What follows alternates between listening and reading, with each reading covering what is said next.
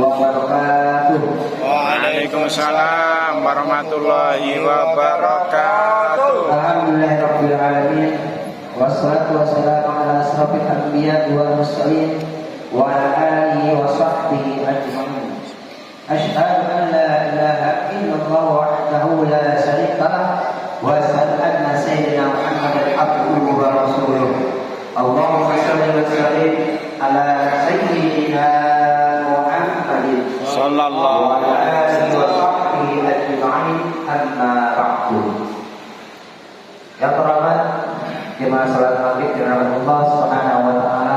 Pertama-tama mari kita panjatkan bersyukur kita kepada Allah Subhanahu wa taala yang melimpahkan berbagai macam rahmat nikmat, yaitu nikmat iman, Islam, ihsan, nikmat sehat walafiat dan pada waktu sehingga pada saat ini kita dapat hadir ke masjid yang mulia ini untuk melaksanakan salat maghrib berjamaah dan wilayahnya berangkat di maghrib. Mudah-mudahan dengan istiqomah kita pada hari ini tercatat sebagai ladang amal ibadah kita nanti di yaumul akhir.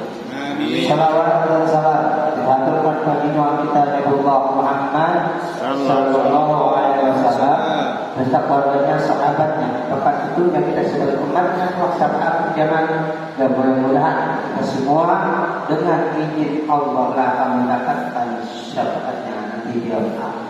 Amin. Masyaallah muslimin, jemaah salat maghrib yang Allah Subhanahu wa taala. Kali ini saya beri tema mengenai menghubungkan silaturahmi, ya. Diriwayatkan oleh Imam Tabrani melalui Mu'adz radhiyallahu anhu yang berbunyi afdhalul fadlatil anna tasilu ma fatawaka wa tu'ata wa ti'a man haram wa tasfaha amman zalalaka, yang artinya keutamaan yang paling afdal, keutamaan yang paling afdal ialah menghubungkan tali silaturahmi dengan orang yang memutuskan darimu. Berarti ada orang kita musuh sama orang ini, selek ibaratnya, ya ada masalah perselisihan, putus kita. Lalu kita sudah menyambungkan silaturahmi. Berapa lama putusnya? Paling banter itu 3 hari, Pak. Nggak boleh lebih daripada 3 hari. Ya Pak ya. Mau istri kayak ada hubungan istri sampai 10 minggu salah. 3 hari harus baikan lagi. Kita hubungkan dari silaturahmi kita. Maka itu adalah keutamaan yang paling afdal di sisi Allah Subhanahu wa taala. Memberi kepada orang yang tidak mau memberi kepadamu. Artinya kita bersedekah di jalan Allah kepada orang yang tidak memberi kepada kita.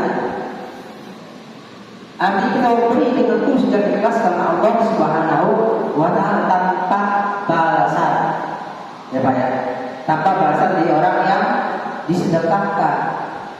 Itu lebih baik atau lebih utama dan lebih afdal. Jadi kita masih seorang, jangan kita mengharapkan timbalannya, jangan. Apanya tuang hilang, tapi hilangnya mendapat pahala di sisi Allah. Dan ketiga, dan kamu memaafkan orang yang berbuat aniaya terhadap dirimu. Ya. Ketika kita dianiaya oleh orang lain, kita memaafkan. Padahal orang itu belum meminta maaf kepada kita. Karena kenapa? Orang yang teraniaya itu doanya tembus sampai langit, bahkan sampai kepada Allah Subhanahu wa taala. Maka terkira kalau kita menganiaya orang, zalim terhadap orang lain, apabila orang lain itu berdoa kepada Allah, doanya tembus. Nah dikatakan di dalam hadis ini, bagi siapa yang memaafkan orang sebelum dia minta maaf kepada kita, maka itu adalah afdal dan lebih utama di sisi Allah Subhanahu wa taala. Di dalam hadis lain dikatakan hasaballahi sab'a yashura wa kullu jannah. Yang pertama, tuti man haramaka wa ta'fu amma zalamaka wa tasilu ma qata'aka. Ada 3 perkara. Apabila 3 perkara ini berada dalam dirinya, hasaballahi sab'a yashura, maka Allah akan menghisab dengan hisaban yang ringan. Wa tadkhulul jannah dan akan dimasukkan ke dalam surga. Jadi hisabnya ringan, gampang masuk surga. Ini 3 yang ini nyambung. Hadisnya nyambung. Yang pertama apa? Tuti man awamaka, hendaklah engkau memberi kepada orang yang tidak memberimu. Ya, hendaklah kau beri kepada orang yang tidak memberimu. Mari kita disuruh bersedekah, jalan Allah Subhanahu wa taala dapat bahasa. Wa ta'fu amman zalamaka, hendaklah engkau memaafkan orang yang menganiaya dirimu. Itu ada barang sama. Dan yang ketiga, wa tasilu ma qata'aka, hendaklah engkau menghubungkan tali silaturahmi kepada orang yang memutuskan padamu. Ya Pak. Jadi orang Islam ada semua berkaitan hadisnya. Jadi orang yang menghubungkan amalan 3 ini, apabila diamalkan, maka dia akan nantinya akan mendapat hisaban yang ringan di sisi Allah Subhanahu wa taala dan akan mudah dimasukkan ke dalam surga Allah. Tapi ingat, jangan mentang-mentang kita amal ini kita nggak sholat, padahal sholat itu lebih utama lagi. Kenapa? Karena amalan-amalan yang lain apabila tidak sholat, maka amalan-amalan itu sia-sia. Pak ya? Sia-sia. Kenapa? Karena kalau sholat itu baik, maka seluruh amal yang lain pun akan baik. Apabila sholat itu rusak, maka seluruh amal pun akan rusak. Salah penjelasannya, setiap amal kebajikan itu pahalanya disesuaikan dengan berat atau ringannya kualitas kebajikan tersebut. Ya benar ya. Kalau ringan pakai sama rugi, mungkin dia bayar. Ada orang ngasih 10.000 orang kaya, dalam 10.000 berarti di situ orang buat makan sehari, ya rugi lah paling sama. Jadi banyak ya orang miskin yang ngasih 10.000 kepada orang kaya ngasih 10.000. Apabila amal kebaikan berat dengannya, maka semakin besar pahalanya sisi Allah Subhanahu wa taala. Menghubungkan persaudaraan dengan orang yang memutuskan merupakan hal yang sulit. Ayo Pak, benar ya, sulit dibayar. Kalau kita punya musuh, kita minta maaf terlebih dahulu, sulit nggak Pak? Kata orang gengsi, ya, gengsi untuk apa dia? Gengsi lah. Jadi dulu minta maaf, gitu Pak. Kita nggak perlu gengsi.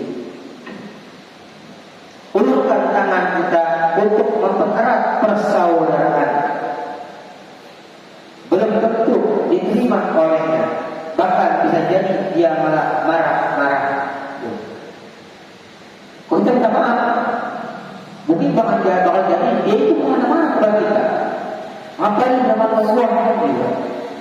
Lu yang salah dengan Allah, padahal ini nggak salah. Tak penting menghubungkan tali silaturahmi itu berat orang kita maaf. Karena ada kalau kita maaf itu paling besar kalau orang yang memaafkan. Kemudian memberi orang yang tidak mau memberi berat rasanya, karena terkadang ada perasaan kesal dalam hati kecil kita dengan mengatakan dia itu orang yang pelit, buat apa kita kasih. Selanjutnya, memaafkan orang yang pernah berbuat aniaya sukar untuk dilakukan karena sakit hati akibat dia aniaya masih membekas. Orang kalau sudah balas dendam, punya rasa dendam di hatinya, itu sulit. Ya Pak ya.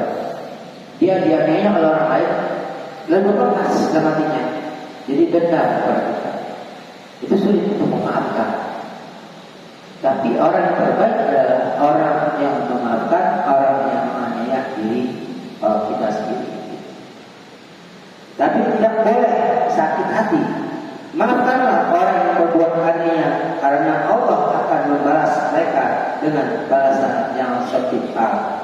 Di dalam Al-Quran